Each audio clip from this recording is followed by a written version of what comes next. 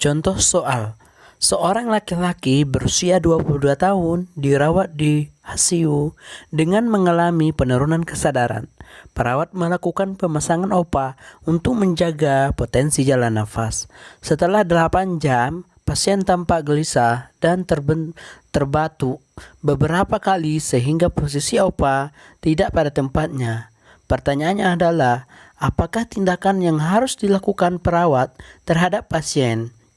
A. Memperbaiki posisi OPA. B. Memfiksasi OPA menggunakan plaster hipoalergenik. C. Melepaskan OPA dari mulut pasien. D. Mengganti OPA dengan ukuran yang lebih besar. E.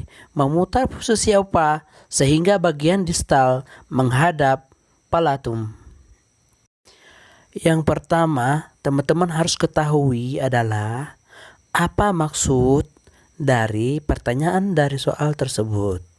Yang ditanya adalah apakah tindakan yang harus dilakukan perawat terhadap pasien, sedangkan di data soal pasien tampak gelisah dan terbatuk beberapa kali sehingga posisi OPA-nya tidak pada tempatnya. Di sini juga telah dikatakan bahwa beberapa kali sehingga posisi OPA-nya tidak di tempatnya. Jadi, yang harus teman-teman eliminasi dari opsi jawabannya adalah A. Memperbaiki posisi OPA kembali. Saya rasa memperbaiki posisi OPA kembali itu tidak tepat karena walaupun kita perbaiki posisinya, tetap saja pasien mengalami tampak gelisah dan terbatuk.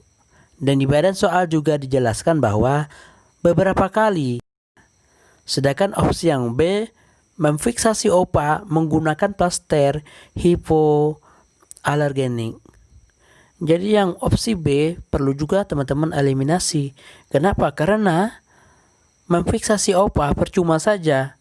Kenapa? Karena pasien sudah tampak gelisah dan terbatuk sudah berkali-kali sehingga posisi OPA-nya tidak pada tempatnya. Opsi C, melepaskan OPA dari mulut pasien.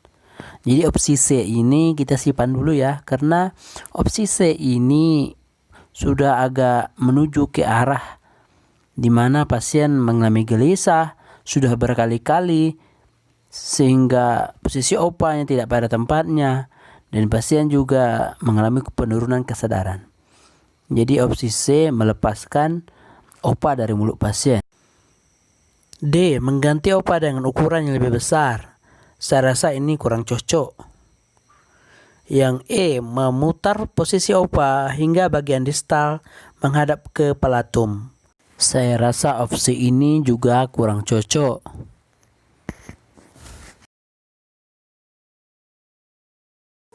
Jadi, jawaban yang tepat adalah C. Melepaskan OPA dari mulut pasien. Pembahasannya, OPA merupakan alat yang digunakan untuk menjaga potensi jalan nafas yang dapat terhambat oleh sekresi, liur, atau lidah yang jatuh. Pemakaian OPA diindikasikan terhadap pasien dengan penurunan kesadaran atau di bawah pengaruh anestesi, cedera kepala, dan lain-lain. Karena pada dasarnya, OPA dapat merangsang refleks muntah atau gag refleks. Jika pasien sudah mulai batuk atau tampak seperti akan muntah, maka OPA harus segera disingkirkan atau dilepaskan dari pasien yang menghindari terjadinya muntah dan aspirasi. Batuk dan refleks muntah yang terjadi pada pasien menandakan bahwa terjadi peningkatan kesadaran pada pasien. Sehingga kontraindikasi pemakaian OPA telah berlaku karena OPA hanya boleh digunakan pada pasien dengan penurunan kesadaran. Soal selanjutnya, ketika sedang melakukan kunjungan pada salah satu RW di wilayah binaan puskesmas tempat perawat tersebut bekerja, ditemukan kasus pada salah satu anggota keluarga ada yang menderita penyakit TBC. Kemudian perawat tersebut memberikan penyuluhan tentang bagaimana pengobatan penyakit tersebut. Lalu menyarankan pasien tersebut untuk dibawa ke puskesmas supaya mendapatkan penanganan lebih lanjut.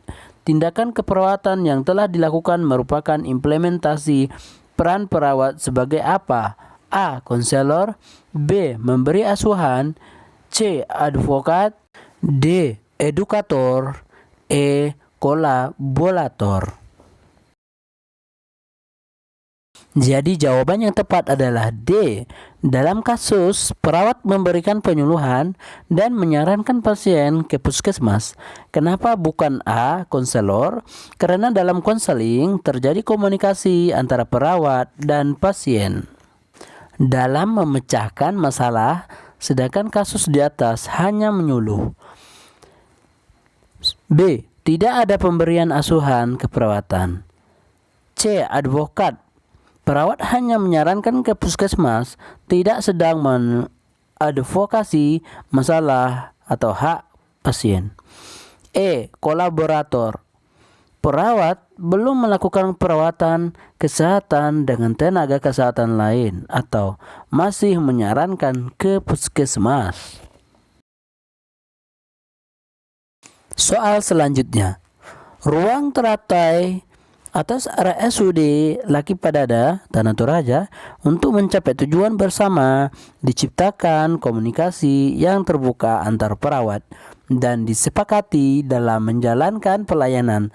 Setiap perawat harus mempunyai perencanaan yang tersusun dalam rencana kerja harian yang dibuat pada setiap shift. Apakah metode MPKP yang diterapkan pada ruang adenium tersebut? A. Metode fungsional, B. Metode kasus, C. Metode primer, D. Metode tim, E. Metode campuran. Ya, betul. Jadi jawabannya adalah D. Metode tim, mengutamakan komunikasi yang terbuka dan efektif untuk mencapai tujuan bersama. Tim terbagi atas beberapa shift yang dipimpin oleh ketua tim.